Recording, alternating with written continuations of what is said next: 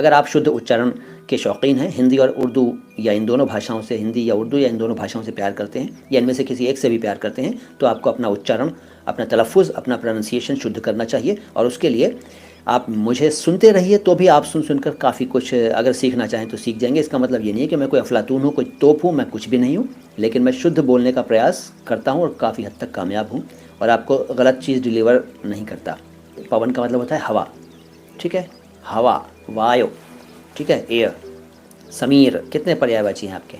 तिजारत का मतलब है व्यापार, तिजारत का मतलब है व्यापार, बिजनेस, ठीक है, व्यवसाय भी कह सकते हैं, लेकिन तिजारत का मतलब व्यापार ज़्यादा मुनासिब है, व्यापार। अकबर का मतलब बड़ा होता है, बड़ा, सबसे बड़ा।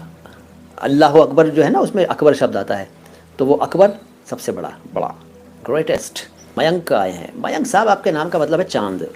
आर्जी हुकूमत का अर्थ बता दें।